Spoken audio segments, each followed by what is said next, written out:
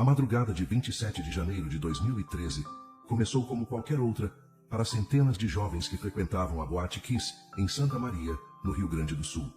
Era uma noite de diversão, encontros e celebração, até que o destino se desenhou de maneira trágica. Um incêndio devastador tomou conta do local, ceifando a vida de 242 pessoas e deixando centenas de feridos.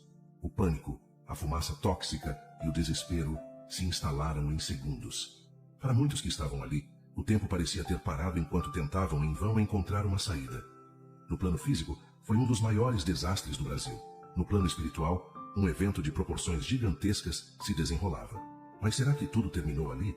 Para a doutrina espírita, a morte não é o fim, mas uma passagem. E quando falamos de desencarnes coletivos, surge uma questão inevitável. Essas almas estavam espiritualmente conectadas antes do evento? Havia um propósito maior por trás dessa tragédia. O Espiritismo ensina que nada acontece por acaso e que mesmo nos momentos de dor e sofrimento há aprendizado e evolução. Sob essa ótica, podemos compreender essa tragédia de uma forma mais ampla, analisando as possíveis conexões espirituais desses jovens, a assistência do plano superior no momento do desencarne e o impacto desse evento na vida de todos os envolvidos. Neste vídeo, vamos embarcar em uma jornada espiritual para entender essa tragédia sob um ponto de vista mais profundo. Quais foram os resgates espirituais que ocorreram naquela noite? Será que essas almas já haviam vivido experiências em conjunto em vidas passadas?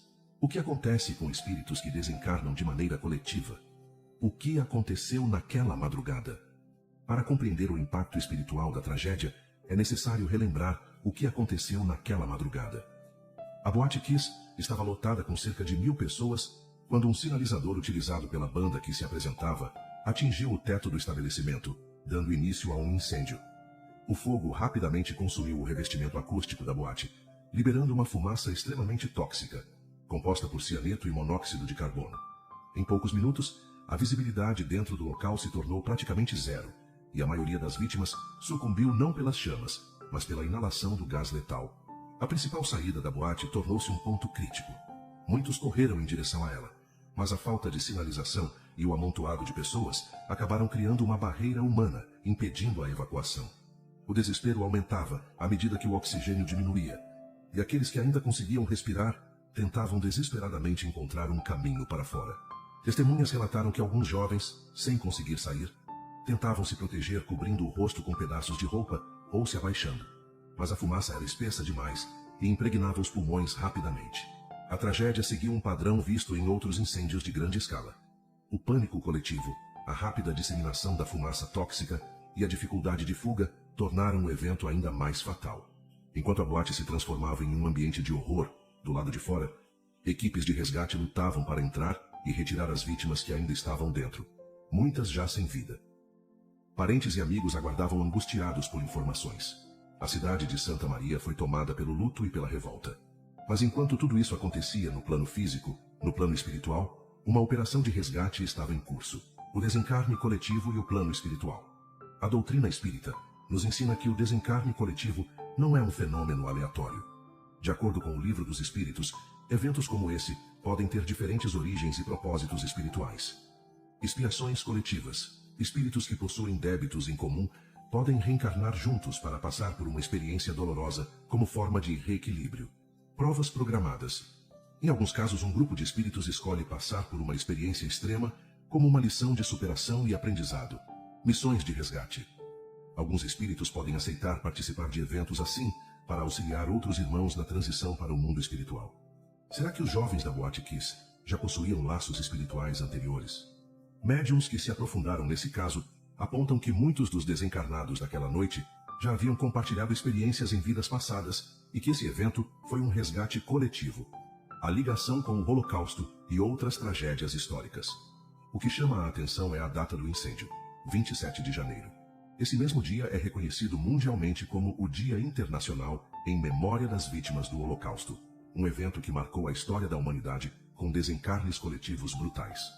O tipo de fumaça gerada pelo incêndio da Boate Kiss foi descrito como densa, tóxica e altamente letal, dificultando qualquer possibilidade de sobrevivência para aqueles que a inalaram. Esse cenário remete a um episódio de sofrimento coletivo semelhante. A fumaça dos campos de extermínio durante o Holocausto era a mesma. Nos campos de concentração nazistas, milhões de vítimas foram levadas às câmaras de gás, onde inalaram substâncias letais. A fumaça que saía das chaminés dos crematórios tornava-se símbolo da dor e do extermínio em massa. Embora as circunstâncias e as motivações históricas sejam distintas, o elemento comum é o sofrimento coletivo e a passagem abrupta para o plano espiritual.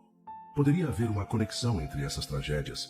A espiritualidade nos ensina que a lei de causa e efeito age sobre todos nós. O passado e o presente se conectam de formas que muitas vezes não conseguimos compreender totalmente. O socorro espiritual após a tragédia. Enquanto no plano físico as equipes de resgate tentavam salvar vidas, no plano espiritual um grande esforço de assistência era realizado. Os espíritos socorristas se aproximaram rapidamente do local e começaram a acolher aqueles que estavam fazendo a transição para o mundo espiritual. Alguns desencarnados não entenderam que haviam morrido, pois tudo aconteceu de maneira muito rápida e traumática. Para esses espíritos, foi necessário um trabalho de conscientização e amparo.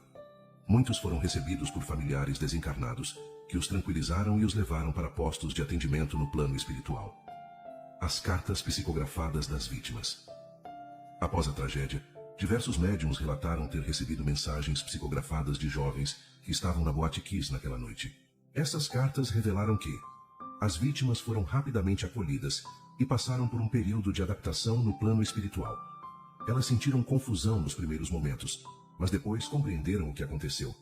Muitos desses jovens descreveram ter reencontrado amigos e familiares que já haviam partido antes. Um dos relatos mais comoventes veio de um jovem que descreveu ter sido recebido por familiares desencarnados e por equipes espirituais especializadas em socorro. Ele relatou que, ao se dar conta da transição, sentiu uma forte sensação de confusão e angústia, mas logo foi envolvido por uma luz serena que acalmou seu coração. Nesse momento, começou a entender que havia partido do mundo material. Outra mensagem trouxe a experiência de uma jovem, que descreveu a passagem como um despertar em um local tranquilo, onde ouviu vozes suaves explicando que estava segura e protegida. Aos poucos, foi auxiliada a recordar sua trajetória e a compreender o propósito da experiência pela qual havia passado. Esses relatos serviram como um bálsamo de conforto para os pais e familiares, pois mostraram que seus entes queridos não estavam sozinhos e estavam sendo bem cuidados no plano espiritual. Conclusão. O que essa tragédia nos ensina? O incêndio da Boate Kiss foi uma das maiores tragédias do Brasil, mas para além da dor e do luto, ele nos convida a uma reflexão espiritual profunda. A morte não é o fim, mas apenas uma transição. Eventos como esse podem ter significados espirituais maiores do que imaginamos. O amor e a oração ajudam as almas a encontrarem paz e luz. Hoje, podemos enviar nossas melhores vibrações para essas almas e aprender que mesmo na dor, a evolução espiritual continua.